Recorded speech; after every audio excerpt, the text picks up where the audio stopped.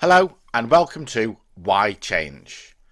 In this video I'm going to be talking about change, why it's difficult and why it is so important in sales. Before we start, think about the last time you changed something significant. When did you last change your home insurance provider or your broadband provider? When did you last voluntarily change your password on an email account? As humans, we are remarkably reluctant to change these sorts of things. Yet the reality is that change is going on around us all of the time. The seasons change, the weather changes, fashion changes. So change is going on all of the time, but we don't like it. Although I do like this quote from Woodrow Wilson: "If you want to make enemies, try to change something." I think that is pretty much spot on about how most people feel about change, particularly when it is imposed on them by someone else.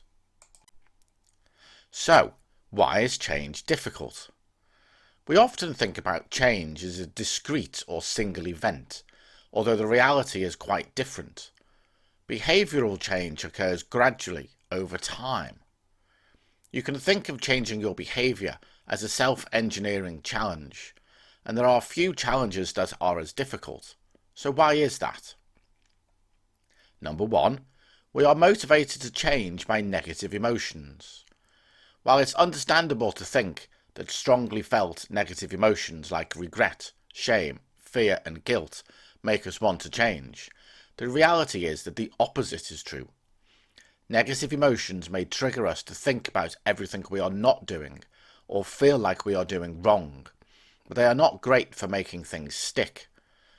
Studies show that the least effective change strategies are based on fear and regret. Real change needs a positive platform to launch from. You need positive reasons to change, and need to know what success looks like in order to accomplish it.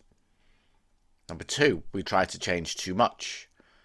Changing our behaviour is a big thing, and trying to do it all at once is almost impossible.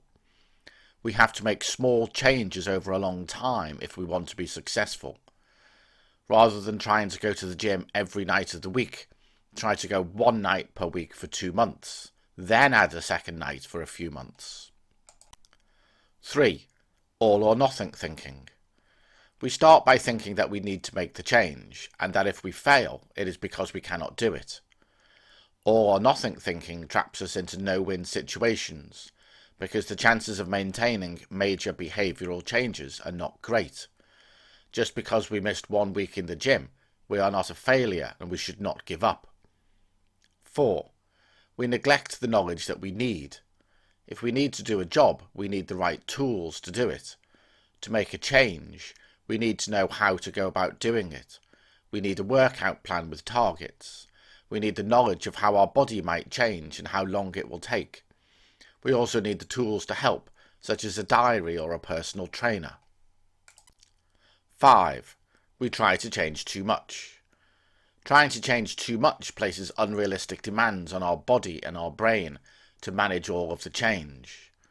Imagine trying to start going to the gym, changing all of your diet and all of your clothes all at the same time. We should aim for one thing at a time if we want to have a chance of success. 6. We underestimate the process. The emotional cycle of change will inevitably start with optimism, fall into pessimism as the going gets tough, before emerging into optimism again as we start to be successful. Too many people will give up during the difficult middle period because they failed to understand what they needed to do. 7. We forget that failure is usually a given.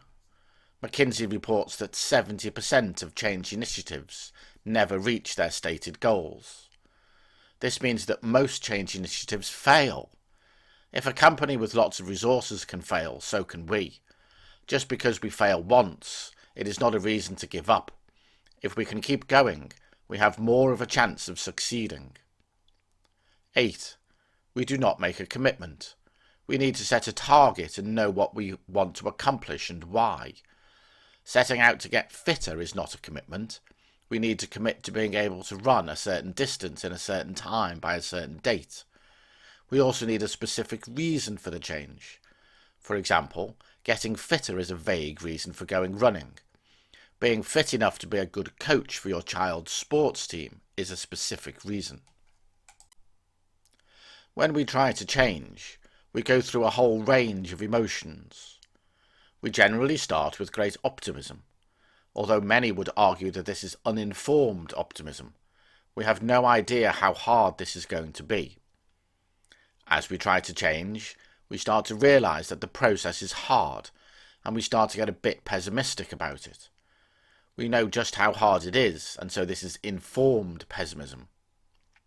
As time goes on, our change doesn't actually get any easier, and we get more and more pessimistic as we enter the valley of despair. However, if we can persevere, things do start to get better. We start to see some small rewards for the changes that we are making. And if we keep going, keep working the plan, eventually we start to feel a bit more optimistic that we can succeed, and we see informed optimism eventually delivering successful change. So we can see that not only is change difficult, it takes time to implement. It doesn't just happen overnight. So, why is this important to understand? When we are in sales and we go up to a customer and say, "Would you like to buy my product?" we are in fact asking them to change.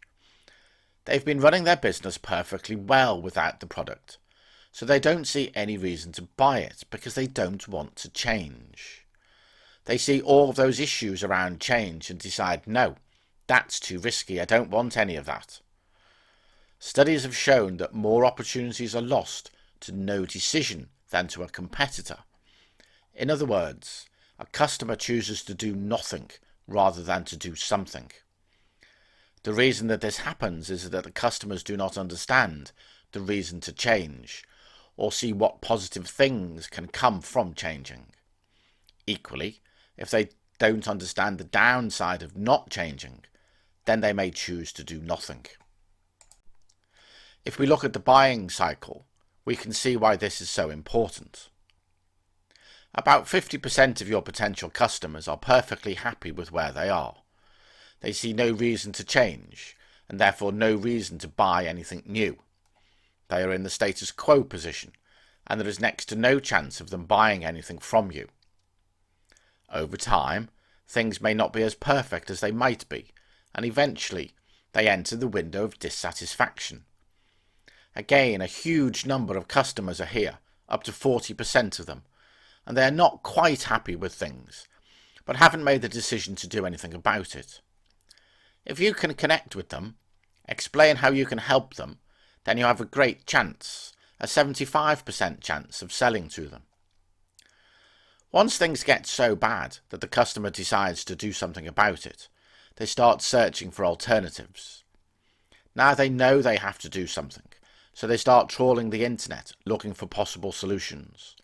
Probably contact 5 or 6 possible suppliers and ask them for quotes. If you are one of the lucky ones to be asked, you might have a chance of selling to them, but you are in competition, so your chances are significantly reduced. So, our greatest chance of being successful in selling is when our customer is in the window of dissatisfaction.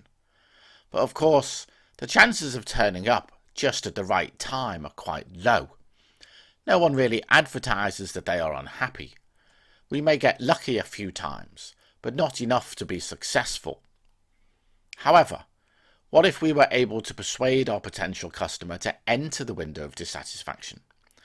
50% of them are in the status quo, so there are more there than anywhere else. We know that our chances of selling to them are greatly enhanced by being the first to connect with them when they enter the window. So if we push them into it, not only would we know that they were in the window, but we would be the first to connect. It doesn't matter that we pushed them into it, it just matters that we can help them. So, how do we persuade them to enter the window? We persuade them to change. We make them unhappy with their position. So, How do we go about making a successful change? To do that, we need to go through the 5 stages of the trans-theoretical model. Stage 1. You need to think differently, and to do that, you need to receive some new information. In our case, we tell our customer something that they do not already know. Stage 2. What does this information mean to me?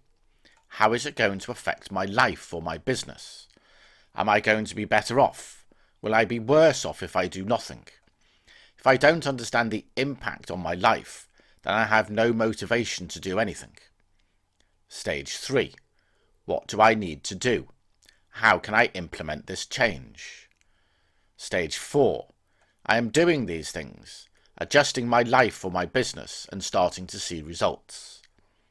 Stage 5. Everything has changed and it becomes part of normal life and I am back in the status quo. So, if we want our customer to buy our product, we have to successfully persuade them to change. To successfully change, they need to understand why they should change. Why is it necessary? What is their motivation to change? What's the benefit of changing or the downside of not changing? What transformation do they need to go through and how will that affect them? What is the change going to look like? And most importantly, what will success look like? So, what have we not done at any stage in this sales process?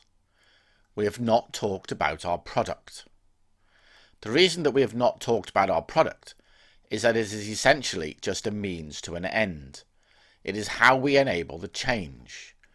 It ultimately doesn't matter how it does what it does. It matters that it delivers the change required. It is the change, the avoidance of a problem, or the successful improvement that the customer is buying. Our product appeals to the logical part of our brain.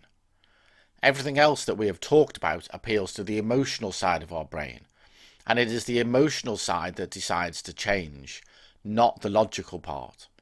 If it was just logic, we would run a mile from the change as it is far too risky. So, it is emotion that decides to change. Logic simply needs proof that it can be done, and so needs to see a product, or whatever it is that you are providing.